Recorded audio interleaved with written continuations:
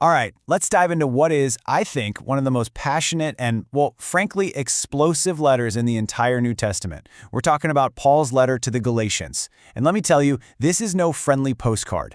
This is a high-stakes, all-out fight for the very heart of the gospel. So think about this for a second. Normally when the Apostle Paul kicks off a letter, he's all warmth and encouragement, right? He starts with grace and peace to you and a prayer of thanks. But not here. Not in Galatians. He is so alarmed, so completely floored by what's going on, that he just skips all the usual pleasantries and dives right in. That's like getting a phone call from a friend who doesn't even say hello before they start yelling, "We have a problem!" You know immediately something is seriously wrong. So, what was this huge problem? Well, it was nothing short of a full-blown spiritual emergency. See, just a little while after Paul had started these churches in Galatia and moved on, this new group of teachers swooped in. And these guys, they weren't just offering a few new ideas. Oh no, they were preaching a completely different gospel, one that threatened to unravel everything Paul had built. And this is why Paul is so incredibly fired up. You have to understand, the stakes could not be any higher. He's watching these people, folks he personally shared the good news with, and they're on the verge of walking away. Not just from his teaching, but from God himself. This wasn't some minor theological squabble, this was a full-on desertion. So here's the conflict in a nutshell. It's so important we get this. On one side, you've got the true gospel that Paul taught. It's simple. Being made right with God. That's a free gift you receive just by having faith in what Jesus did.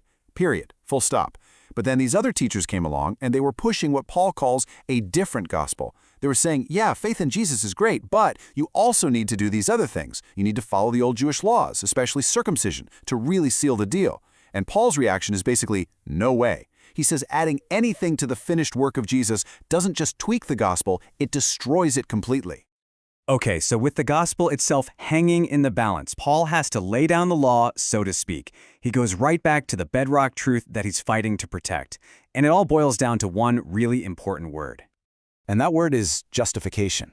Now I know, that sounds like a big, stuffy theological term, but hang with me, because the idea behind it is actually incredibly simple and powerful. Imagine you're in a courtroom, and God is the judge.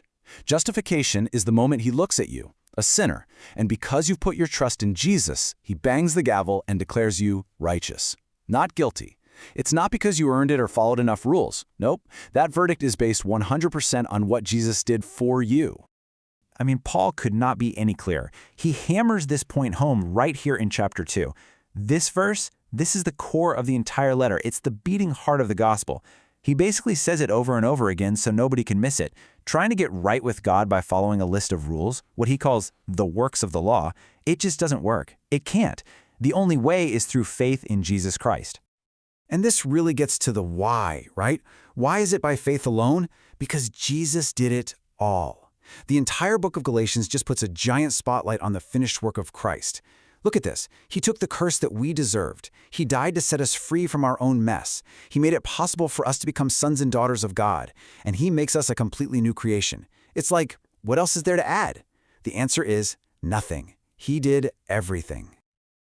Okay, so we've got the why, the passion and the theology behind the letter. Now let's get into some of the nitty-gritty details. You know, the who, what, when, and where that really sets the scene. First up, who wrote it? Well, there's no mystery here. It's the Apostle Paul. He says so in the very first sentence. And this is super important because those false teachers weren't just attacking his message, they were attacking him. They were probably saying things like, oh, Paul, he's not one of the original 12. He's got a watered-down second-hand gospel.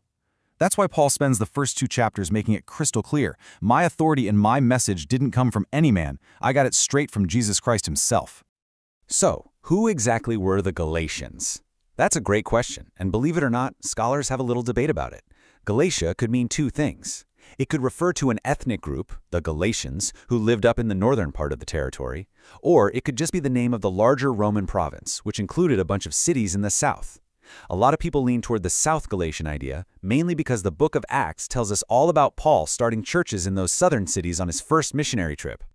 And that who question directly affects the when question.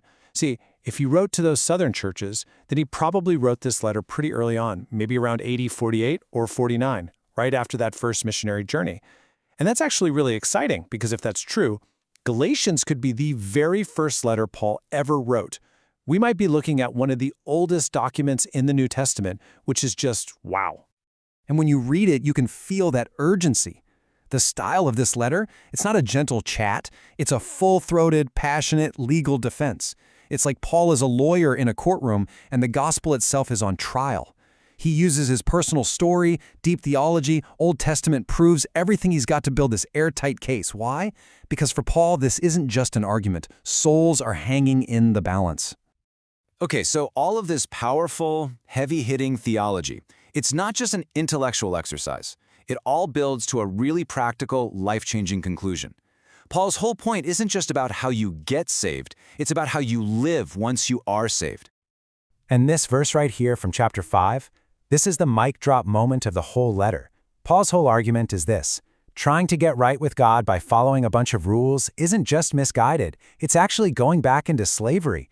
Think about it. Christ didn't die to trade one prison for another, one set of rules for a different one. No, he died to set us completely and totally free. And that freedom, Paul says, is something precious that we have to fight for. So what does this freedom actually look like in real life? Well, it's not a free-for-all, do-whatever-you-want kind of freedom. It's freedom from something. Freedom from that soul-crushing burden of trying to be good enough on your own. And this freedom empowers us to live a totally new way, by walking by the Spirit. Instead of obsessing over a checklist of do's and don'ts, we learn to live in step with God's Spirit. And when we do that, the Spirit starts to produce this amazing fruit in our lives. Things like love, joy, peace. And here's the beautiful part. That fruit ends up fulfilling the whole point of the law in the first place, which was always about loving God and loving people. Now, for all its passion, this letter is also incredibly well organized. Paul builds his case like a master lawyer, one step at a time. So, to help you out when you read it for yourself, let's break down the basic structure. It's actually pretty simple. You can really break it down into 3 main sections. Part 1, chapters 1 and 2, is all personal. Paul defends his authority. He's saying, listen to me, my message comes directly from Jesus. Then, part 2, chapters 3 and 4, gets theological. He lays out the gospel itself, explaining why we're saved by faith alone. And finally, part 3, chapters 5 and 6, gets super practical. He says, okay, now that you know the true gospel, here's how you actually live it out. See?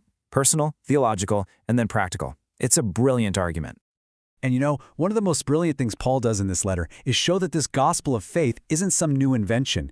He pulls out the ultimate example, Abraham. He points out that Abraham, the father of their entire nation, was considered righteous by God because he believed God's promise. And this happened centuries before the law of Moses even existed. It's a killer argument. He's showing that God's plan for salvation has always, from the very beginning, been based on faith. And when you boil it all down, this is the personal reality that Paul is fighting so hard for. This isn't just about winning a debate. It's about a life that has been completely transformed. This incredible verse says it all. The old me that was always striving and failing and trying to earn points with God, that person is gone. Now it's Christ himself living his life in me and through me. That is the heart of the gospel. You know, this letter might have been written to solve a crisis 2,000 years ago, but the message is just as relevant today. It forces every single one of us to look in the mirror and ask some hard questions.